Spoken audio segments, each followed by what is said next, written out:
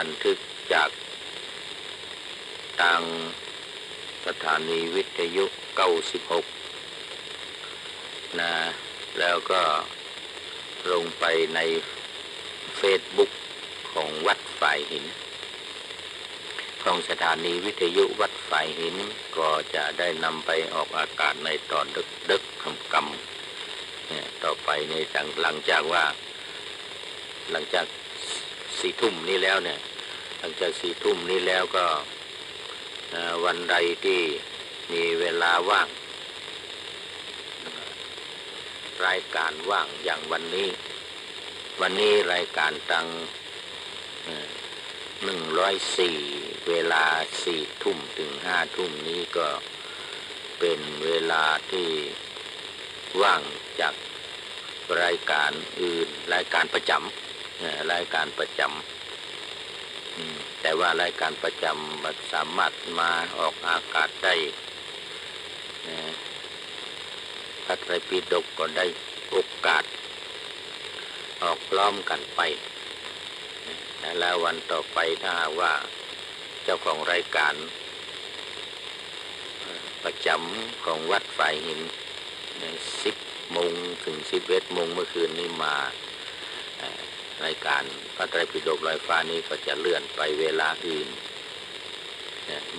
มีเวลาตี 1เป็นต้นตี 1ถึงตี 3สงสัยเทวดาจะฟังนะ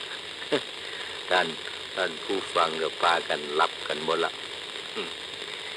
พากันหลับหมดแต่ก็มันแน่มันยังมีอยู่บางท่านก็อาจจะ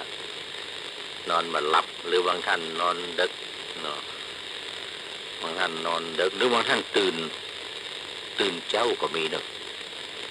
บางทีตื่นมาที 1 ตี 2เอายันไปจนถึงตี 3 ตี 4มาได้นอนมาหลับก็มีเหมือนกัน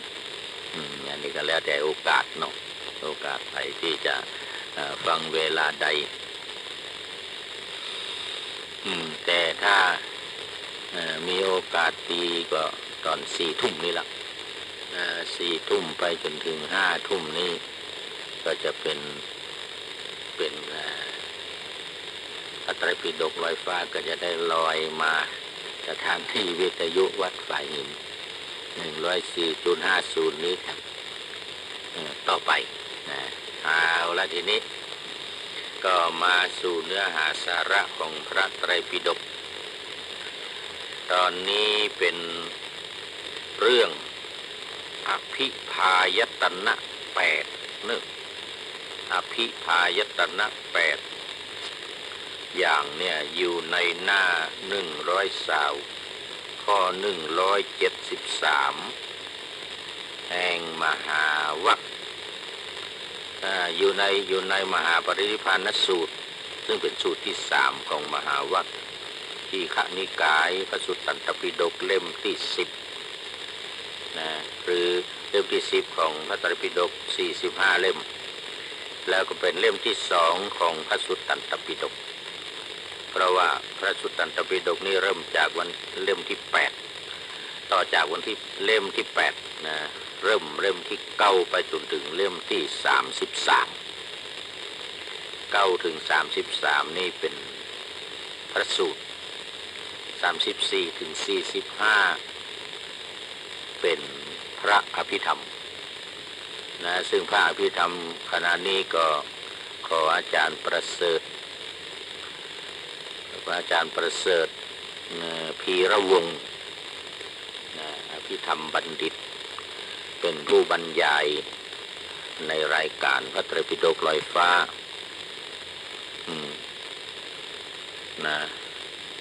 ต่างสถานีวิทยุ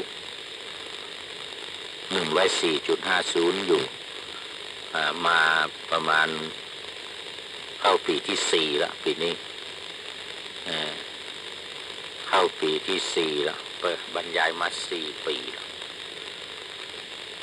เกี่ยวกับพระอภิธรรมออกไปหลายตอนแล้วออกไปหลายตอนแล้วโดยอาจารย์ประเสริฐพีระวงศ์นำเอาพระอภิธรรม มัตถสังคหะในพระไตรปิฎกมาบรรยาย มาอธิบายในรายการพระไตรปิฎกลอยฟ้ารายการเดียวกันเนี่ย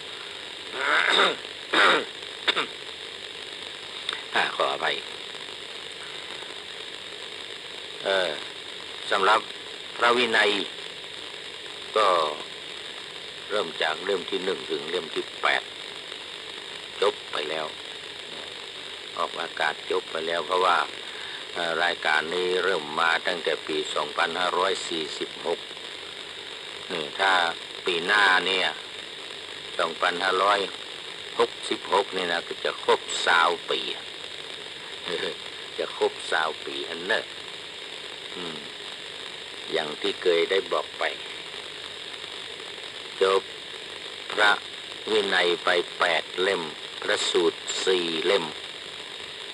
วินัยเล่มที่ 1ถึงเล่มที่ 8พระสูตรก็มีเล่มที่ 9เล่มที่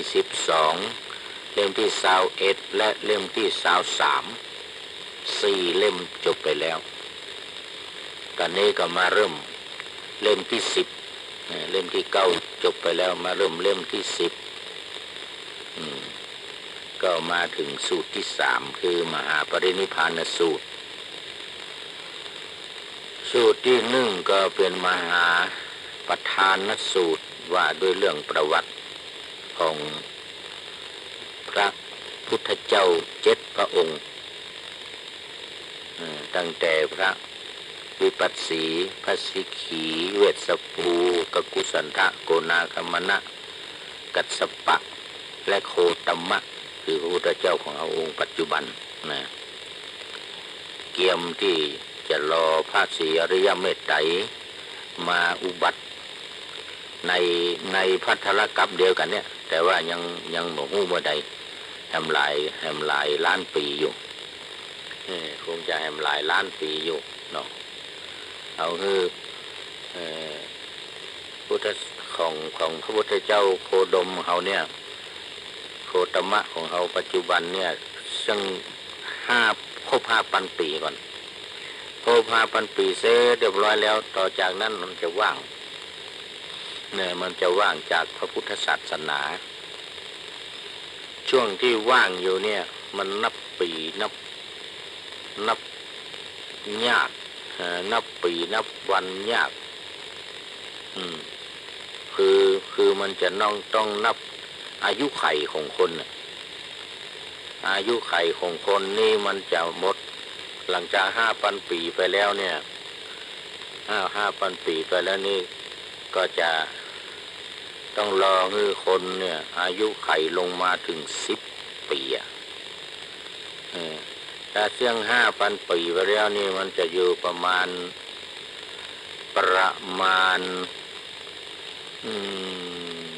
คนอายุไข40เดือน65เนาะ65 55 45ประมาณ35คนจะมีอายุไขประมาณ35บวกลบ20 ปีก็55ถ้าบวกคนจะอายุสูงสุดก็55 ปีต่ำลงมาก็10 ปี10 ปี10 ปีก็30เป็นระหว่างกลางหรอกอย่างเมื่อเดียวเนี่ยสมัยพระพุทธเจ้าเอานี่100 ปีเป็นอายุไขระหว่างกลางสูงสุดก็120ต่ำสุดก็80บัดต่ำก็80เนาะพระพุทธเจ้าพระพุทธองค์ก็มีพระชนมายุ80เนี่ยอยู่ในมหาปรินิพพานสูตรที่กำลังออกอากาศอยู่ขณะนี้ อยู่ในมหาปรินิพพานสูตรนี่แหละอยู่ไข่เดียวนี้ตกอยู่เหลืออยู่ผ่านไปแล้ว26 ปี26 ปีก็นับถอยจาก100 ปีมาช่วงนั้นอายุไข100 ปี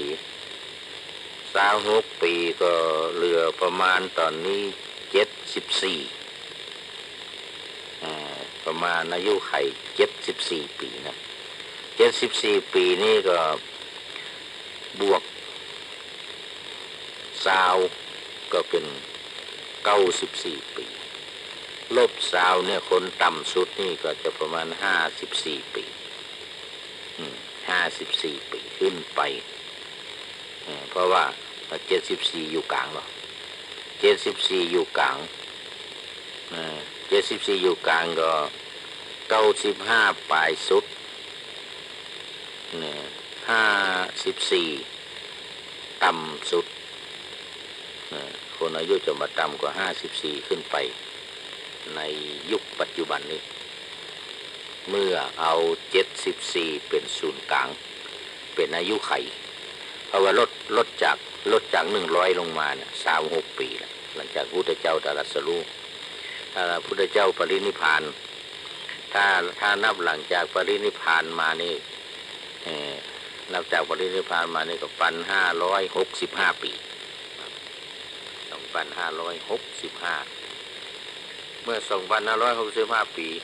100 ปีคนจะอายุไขจะหยุดลดลง1 ปีลดลง1 ปีเพราะฉะนั้น2,565 ปีนี่ก็ลดลงไป25 ปีนับตั้งแต่ตรัสรู้มาก็26 ปีนับตั้งแต่ตรัสรู้มาเขาบวกทำ45 ปีหลังจากปรินิพพานนี่บวกทำ45 ปีคือก่อนปรินิพพานเนี่ยพุทธเจ้าตรัสรู้มา45 ปีในการเผยแผ่ธรรมเผยแผ่พระพุทธศาสนาพอครบ45 ปีก็ปรินิพพานไปแล้วพศที่เรานับกันถึงวันนี้ก็นับจากปรินิพพานมาเป็นต้นมานับจากปรินิพพานเป็นต้นมาก็2,565บวก45 ปีที่พุทธเจ้าตรัสรู้ก็2,600 ปลายแล้ว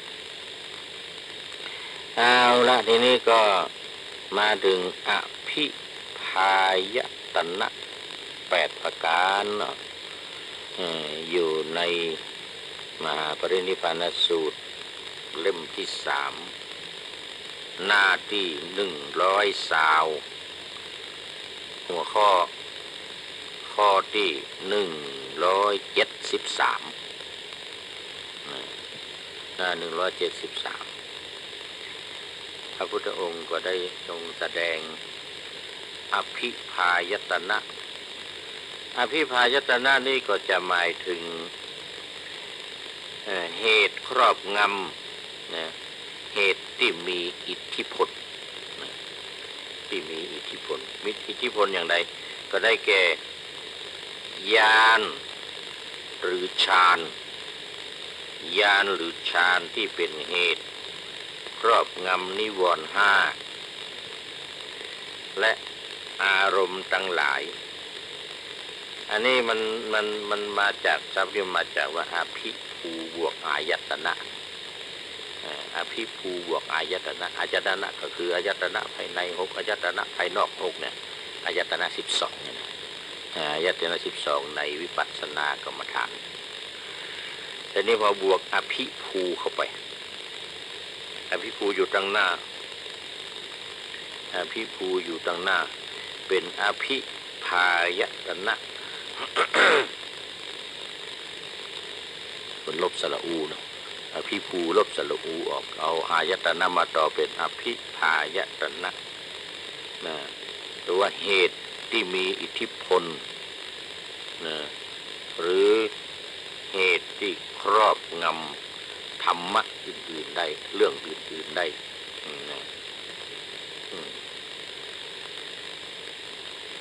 เพราะครอบงำอารมณ์แล้วก็ที่ว่าอายตนะเพราะเป็นที่เกิดความสุขอันวิเศษ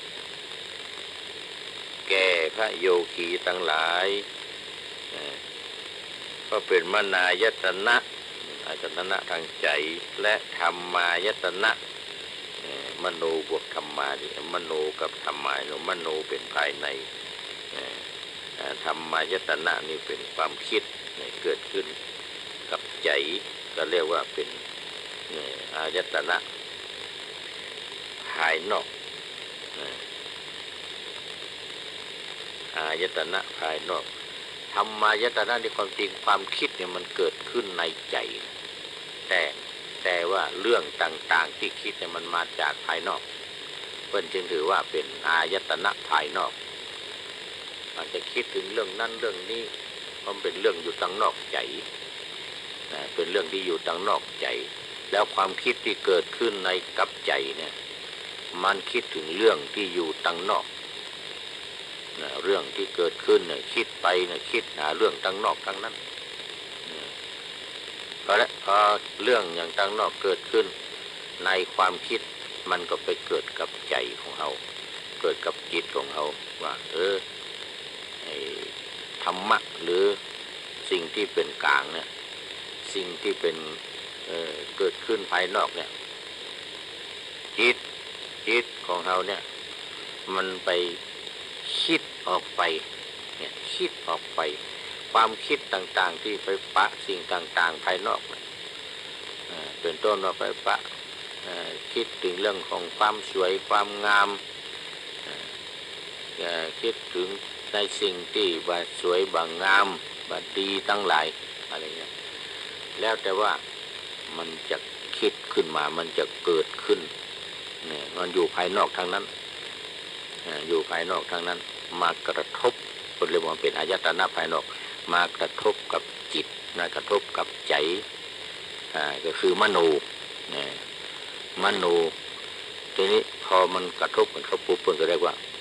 มนายตนะมนายตนะคืออายตนะภายในกับภายนอกเข้ามากระทบกันเรียกว่ามนายตนะคือสิ่งที่มาจากภายนอกเข้ามากระทบภายในในภาษาทางภาคปฏิบัติก็เรียกว่าธรรมารมณ์ธรรมารมณ์คืออารมณ์ที่เกิดกับใจอารมณ์ที่เกิดกับใจของคนเราใจมันอยู่ในข้อที่6ของอินทรีย์ภายในถ้าเป็นข้อที่ว่ากายะเนี่ยนะไอ้ผัสสะที่มาถูกมาจากภายนอกอย่างความร้อนความเย็นของแข็งของอ่อนหรือมากระทบกับร่างกายของเราเนี่ยร่างกายถือว่าเป็นอายตนะภายในโผฏฐัพพะหรือสิ่งที่มาจากภายนอกนั้นถือว่าเป็นสิ่งที่เข้ามากระทบกับอายตนะภายในคือกายเท่านี้คือกายเป็นต้นแล้วก็อย่างอื่นแถมเสียงเข้ามากระทบหูภาพหรือสีอย่างต่างๆนี่เข้ามากระทบตาเป็นภายในประสาทหูเนี่ยเป็นภายในลิ้นแหมถ้าสมมติว่ากลิ่นก่อนเอากลิ่นเข้ามากระทบหูดังเนี่ยประสาทจมูกเนี่ยเป็นภายในและกลิ่นนั้นมาจากภายนอกรสก็เหมือนกันรสของอาหารอันเกิดจากของเปรี้ยวของหวานมาถูกกับลิ้นถือว่าเป็นประสาทภายในก็เรียกว่าชิวหาหรือชิวหินทรีย์อินทรีย์ภายในพอมีรสเกิดจากโผฏฐัพพะรสเกิดจากอาหารก็ดีเกิดจากของส้มของหวานผลไม้ต่างๆพอถูกกับลิ้นปุ๊บถูกลิ้นเขาปุ๊บเนี่ยเรียกว่าชิวหายตนะอยู่ภายในชิวหาแล้วก็รสชาติของสิ่งต่างๆอยู่เป็นของภายนอกอย่างนี้เป็นต้นนะเพราะฉะนั้นถือว่าเป็นสิ่งที่เข้ามาครอบงำหรือมีอิทธิพลคอยบังคับหรือควบคุมอารมณ์ทั้งหลายเนี่ยทั้งที่เกิดจากกับหูเกิดกับตาเกิดกับลิ้นเกิดกับหูดังเกิดกับกายและเกิดกับใจเกิดกับกายและเกิดกับใจด้วย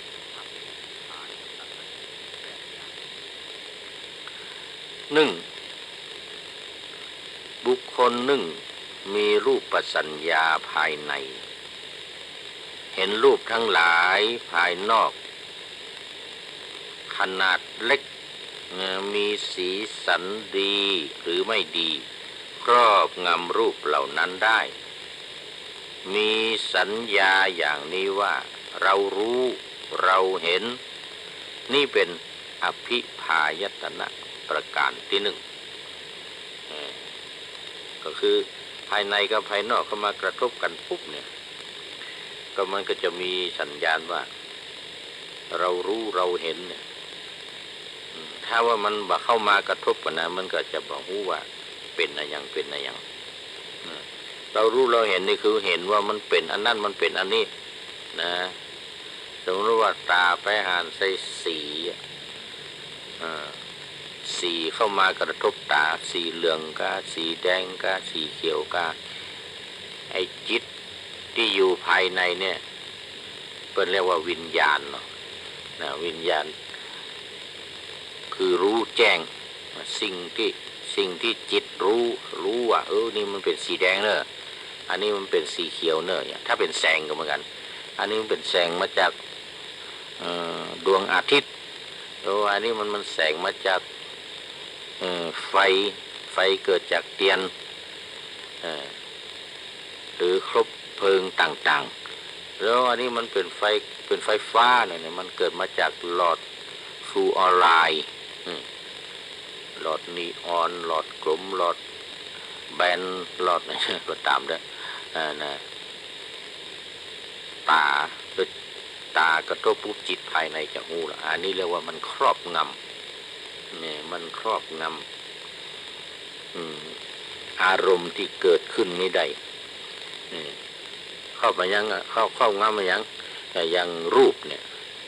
รูปมากระทบตานี่ก็ครอบงำได้ว่าอันนี้เนี่ยเป็นรูปเนี่ยนะอันนี้เป็นรูปนะบอกว่ามันจะเป็นสีดำสีแดงสีเขียวสีขาวอย่างที่เรียกว่ามีอิทธิพลที่ต่อรูปที่ได้หันนั้นจิตก็จะหู้เลยว่านี่เอาหู้แล้วว่าเป็นสีเนี่ยเอาหู้แล้วว่านี่เป็นแสงเนี่ยเอาหู้แล้วว่าเป็นสีเนี่ยเอาหู้แล้วว่านี่เป็นแสงเนี่ยเอาหู้แล้วว่าสีเนี่ยเอาหู้แล้วว่านี่เป็นอิทธิพลมันหูครอบงำได้ครอบงำอย่างครอบงำรูปที่หันอยู่นั้นได้อันนี้เป็น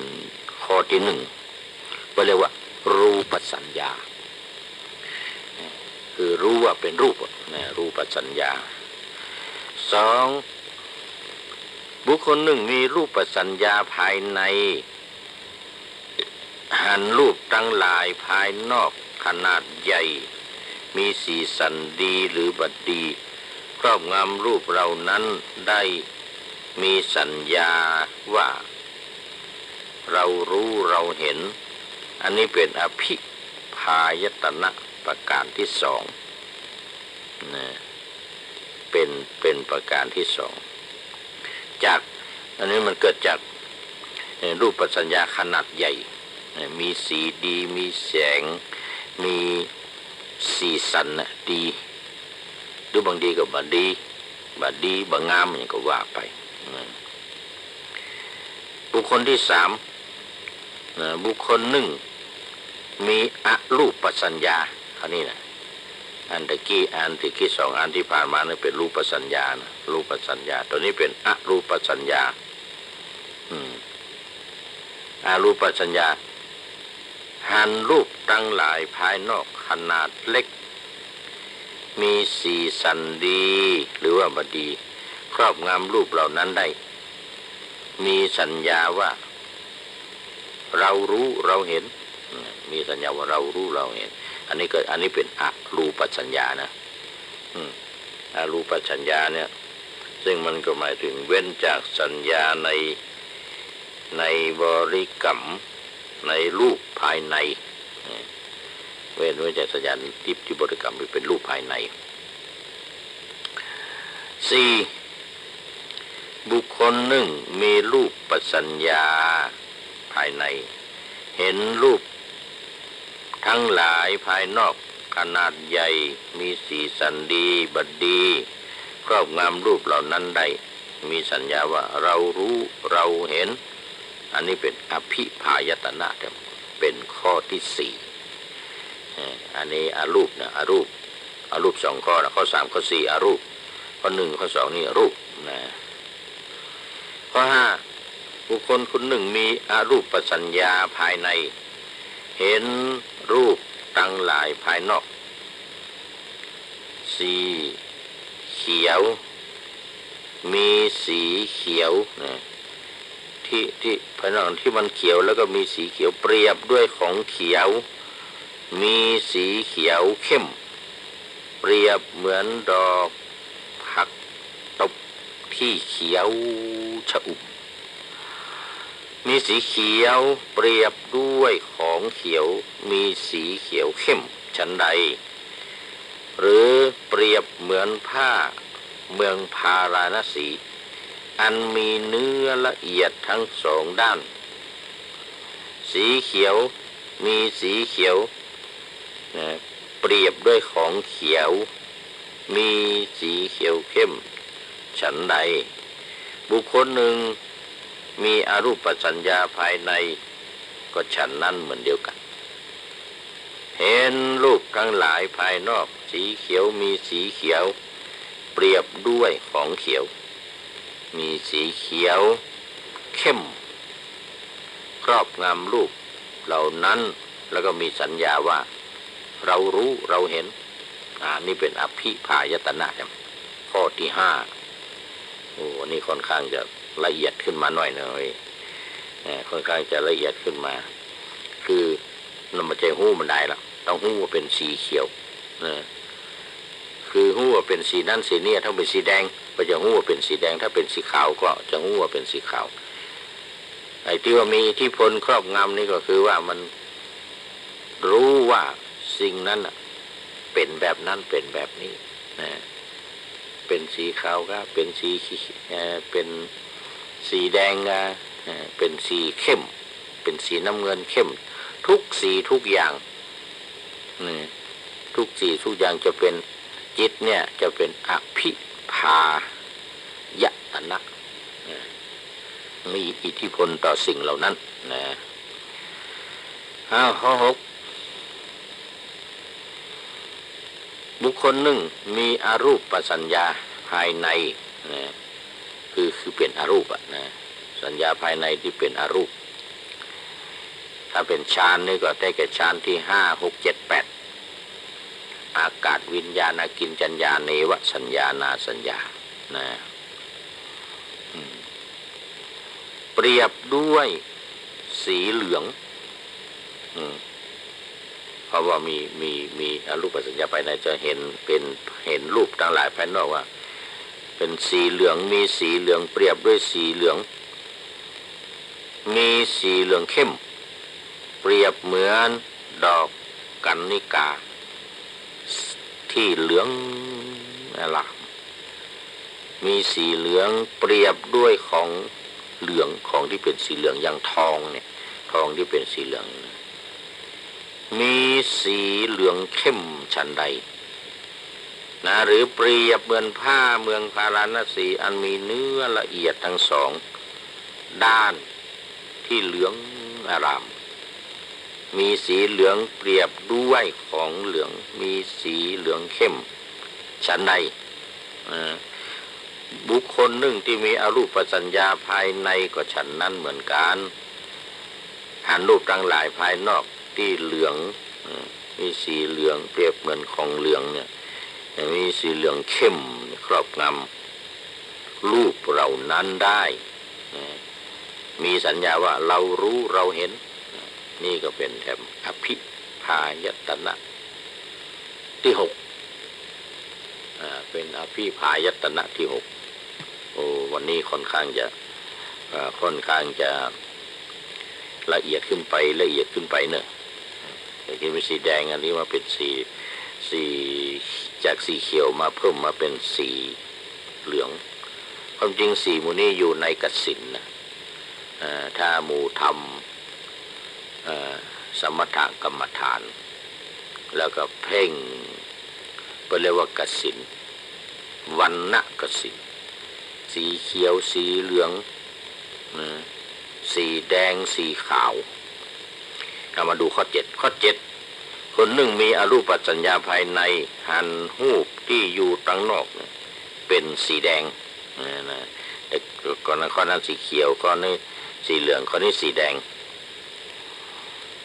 เปรียบด้วยของแดงมีสีแดงเข้มเปรียบเหมือนดอกชบามีสีแดงเนี่ยเปรียบเหมือนดอกชบาสีแดงเลยดอกชบามันมีหลายสีเนาะชบาสีแดงมีสีแดงเปรียบด้วยของแดงนะมีสีแดงเข้มฉันใดหรือเปรียบเหมือนผ้าเมืองพาราณสีมีสีสองด้านคือสีแดงทั้งสองด้านในก็แดงทั้งนอกก็แดงเปรียบเหมือนด้วยของแดงนะแล้วก็สีแดงเข้มทำฉันใดคนที่มีอรูปสัญญาภายในก็ฉันนั้นเหมือนกันอรูปสัญญาโดยเฉพาะอรูปนี่เป็นจะหมายถึงอรูปฌานนะอรูปฌานอย่างภายในนี่ก็จะเป็นฌานที่5 6 7 8ก็คืออากาศสานัญจายตนะหรือวิญญาณจายตนะวันนี้จะเป็นสิ่งที่มีอิทธิพลเป็นอภิพายตนะทั้งนั้นเลยเป็นอภิพายตนะพันอย่างนี้มันก็จะพันไปเป็นสีแดงอันนี้เป็นข้อ7นะข้อ8เหมือนเดียวกันมีอรูปสัญญาแต่เห็นภายนอกนะสีขาวเทียบเหมือนกับของสีขาวแล้วก็ขาวเข้มเปรียบเหมือนดาวประกายพฤกษ์ที่ขาววับวาบมีสีขาวเปรียบด้วยของขาวสีขาวเข้มฉันใดก็เหมือนผ้าเมืองพาราณสีมันมีเนื้อละเอียด2ด้านมีอรูปสัญญาภายในเนี่ยก็ฉันนั้นเหมือนกันถ้าหันหุบตั้งหลายภายนอกว่าสีขาวมีสีขาวเปรียบเหมือนดอกเปรียบเหมือนของขาวที่มีขาวเข้มครอบงำสีเหล่านั้นสิ่งที่เห็นเหล่านั้นนะแล้วก็จะมีสัญญาขึ้นมาภายในว่าฉันรู้ฉันเห็นเรารู้เราเห็นอันนี้เป็นอภิพายตนะอันที่8อภิพายตนะข้อที่8ซึ่งหมดกันก็มีอยู่8ข้อเนาะสรุปแล้วว่าเนี่ยอภิพายตนะเนี่ยถึง8ข้อเนี่ยนะอาศัยรูปสัญญา2ข้อในเบื้องต้นเป็นถึงจะหมายเป็นรูปฌานนะฌาน4เบื้องต้นที่เป็นฌานของวิปัสสนามา4อย่างเลยอารูปนี่มี4ก็สีเนี่ยอาศัยสีอย่างที่อยู่ในกสิณสีแดงสีเขียวนะสีแดงสีเหลืองนะแล้วก็สีขาวสีนี่เรียกว่าเป็นวรรณกสิณอยู่ในกสิณนั้นมีสีนี้สีเขียวสีเหลืองสีแดงที่เรียกว่าวินีลกะปิตกะวินิลกะสีเขียวนะปิตกะสีเหลืองแล้วก็โลหิตกะสีแดงโอทาตกะเป็นสีขาวนะตกลงว่าอภิพายตนะเนี่ยทั้ง8อย่างเนี่ยคือเป็นสิ่งที่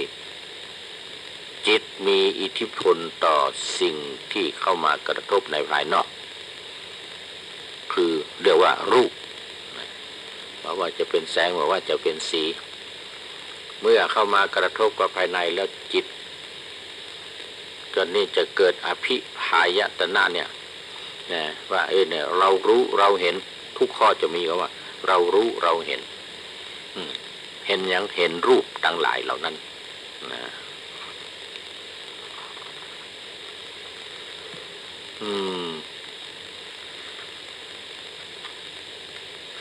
เห็นรูปทั้งหลายเหล่านั้นอันนี้เรียกว่าอภิพายตนะอายตนะที่เป็นเหตุที่มีอิทธิพล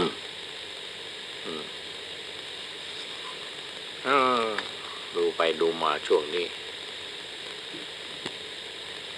จะต้องพักให้สักน้อยหนึ่งก่อนพักให้สักน้อยหนึ่งก่อนลองเพราะว่าค่อนข้างจะคอแห้งเว้ยค่อนข้างจะคอแห้งคราวนี้มาชมวัดพระธาตุชมวัดพระธาตุให้สักน้อยก่อนวิวกินลมชมวิวนึก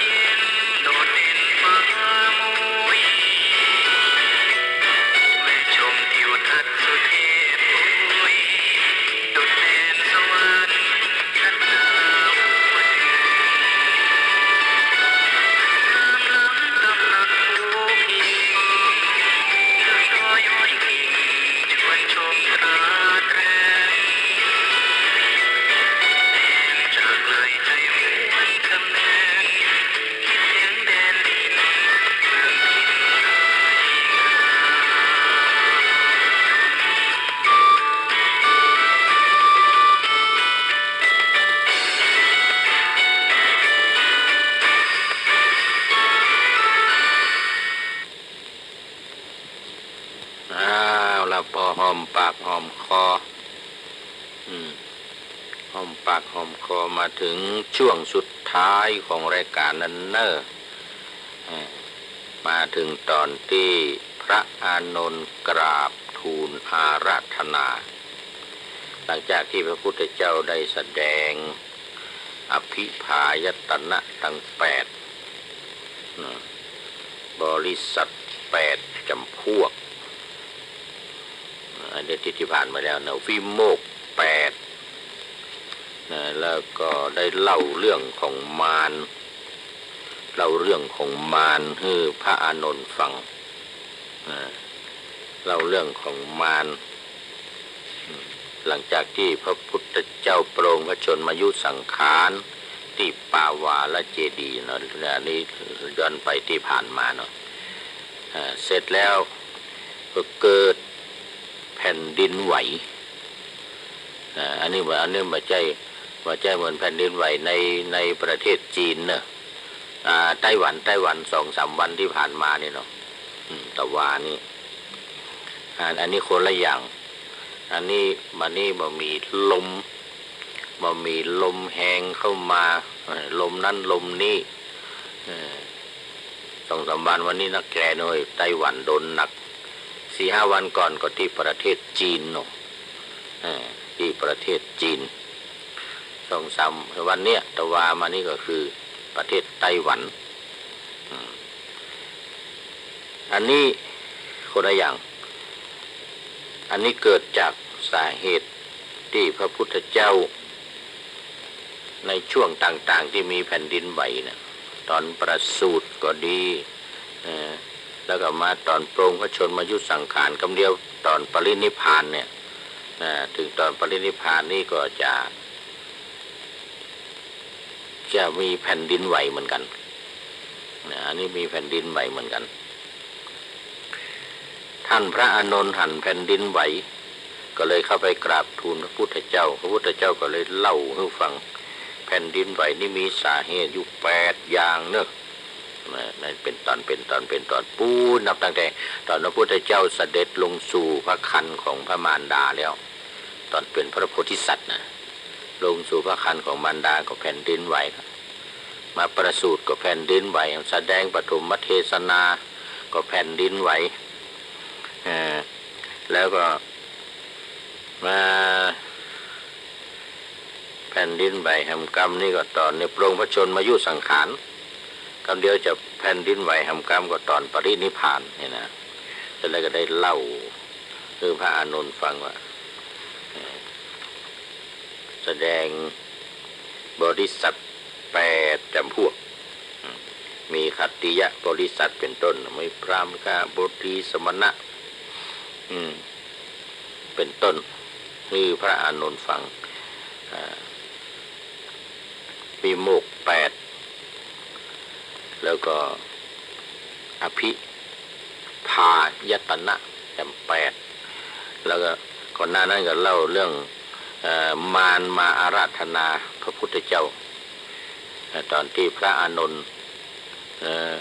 บริการอุปัฏฐากพระพุทธเจ้าแล้วไปนั่งอยู่ใต้ต้นไม้ห่างไกลจากพระพุทธองค์มารก็เข้ามาอาราธนาพระพุทธเจ้ามารก็อ้างว่าโอ้พระพุทธเจ้าตรัสว่าตราบใดที่พุทธบริษัทอุบาสกภิกษุสามเณรอุบาสกอุบาสิกายังบ่ได้บรรลุธรรมยังบ่ได้ทำตามคำแนะนำบ่ได้สั่งสอนเนี่ยจะบปรินิพพานแล้วบัดเดี๋ยวนี้ก็ครบหมดแล้วถึงพระภิกษุณีอุบาสกอุบาสิกาต่างก็มีความสามารถแสดงธรรมได้หมดแล้วบรรลุธรรมตามพระพุทธองค์แล้วสามารถที่จะต่อปรับเรียกว่าปรับปราวาสนะปรับประวัติก็คือมีคนมาถ้ามีไผ่มากล่าวตูพระธรรมคำสอนของพระพุทธศาสนาสาวกสาวิกา อุบาสกอุบาสิกาของพระพุทธเจ้าก็สามารถที่จะไปแก้ข่าวเหล่านั้นได้ตอบโต้ปประวัติทั้งหลายเหล่านั้นได้ถ้ามีไผมาอุตริไผมาว่าให้ผิดให้เพี้ยนทำศาสนาคำสอนของพระพุทธองค์ให้ผิดให้เพี้ยนไปก็สามารถปราบได้นี่นะมารก็เข้ามาอาราธนาแล้วพระพุทธเจ้าก็เลยรับคำอาราธนาของมารแล้วก็ประกาศปรงพระชนมายุสังขารว่าจากนี้ไป3 เดือนตอนนั้นมันเป็นมาฆบูชาเนาะ3 เดือนพระพุทธองค์จะปรินิพพานนี่นะพระอานนท์ก็เลยเข้าพระอานนท์ก็เลยพอได้รับฟังพระพุทธองค์ตรัสตอบคำถามขึ้นแล้วนี่ก็เลยขออาราธนาขออาราธนาพระพุทธองค์เมื่อพระอานนท์อาราธนาเนี่ยพุทธองค์ก็ตรัสว่าโอ้อานนท์มันจ้าไปแล้วมันจ้าไปแล้วเพราะว่าเราตถาคตได้แสดงโอภาสมา16 ตำบลนะเฉพาะเมืองไวสาลีนี่6 แห่ง 6 ที่คือพระอานนท์ฟังว่าตถาคตนี่ถ้าบำเพ็ญได้บำเพ็ญในอิทธิบาท4มาครบแล้วเนี่ยสามารถที่จะอยู่ต่อได้ถึง1 กัปที่ได้อธิบายเรื่องกัปไปแล้วเนาะอยู่ได้ถึง1 กัปก็คือ120 ปีถ้าอายุไขกัปพอดีก็100 ปีนะตอนนี้พระพุทธเจ้า80แล้วแต่พระอานนท์มาเข้าใจเนาะถูกมารโดนใจแล้วก็เหน็ดเหนื่อยจากการทำงานมาได้สนใจที่พระพุทธองค์ตรัสถึง16 ครั้งแสดงโอภาสถึง16 ครั้งแล้วอานนท์เราแสดงโอภาสมา66 เตื้อแล้วเนี่ยอานนท์ก็เลยเศร้าเสียใจพระพุทธองค์ว่าเดี๋ยวนี้ปรงพระชนมายุสังขารไปแล้วแฮม3 เดือนเดือน8เลยเดือน8หรือว่าเดือน6ไต่นะเดือน10เหนือเดือน6ใต้นะปรินิพพานแน่นอนพระพุทธเจ้าว่านะอานนท์ก็เลยโศกเศร้าเสียใจเนาะมันจากเนี้ยอย่างไรพระพุทธเจ้าก็บอกว่ารับกำปากมารไปแล้วอาราธนามารมาอาราธนาก็รับไปแล้วเธอมาอาราธนาตถาคตตอนที่แสดงโอภาส16 เตื้อนะสันท่าปฏิบัติอิทธิบาทเนี่ยก็จะสามารถอยู่มีอายุต่อได้แถม120 ปีโอ้พระอานนท์ว่าสดายแท้สบายว่าสดายให้แจ้งว่าโอ้ตัวเองไม่ได้สนใจว่าตอนนั้นพระอานนท์มันได้เป็นพระอรหันต์เนาะเป็นแค่พระโสดาบันเนาะก็ขอมาจบตอนนี้ก่อนเนอะแล้ววันต่อไปก็ค่อยมาต่อแถมวันนี้เวลามูดพอดีเวลารายการพระมารเต้านี้ขอจบเต้าอี้ลาทีจำจรเจิญฟังแห่มครั้งเจิญฟังคำสอนของพระบวรสัมพุทธเจ้ากู้คืนของวันจันทร์ถึงติดเข้าเวลา10 โมงอย่างนี้วิทยากรจักมาสอนจี้ให้ฟังที่นี่ตลอดไปฮือมวลพี่น้องเพื่อนพ้องสุขใจนึกหวังอย่างใดฮือได้อย่างอันสุขในเมืองคนในสวรรค์หั่นแลในนิพพานอาเครือสุข3 ประการจุ่งปานเอื้อเฟื้อรักษาขบเอื้อกาญาและใจพี่น้องตัวต้องสันถาลัดติ่งติวากุคนเนเจ้ากุคนเนเจ้าขอเจริญปอน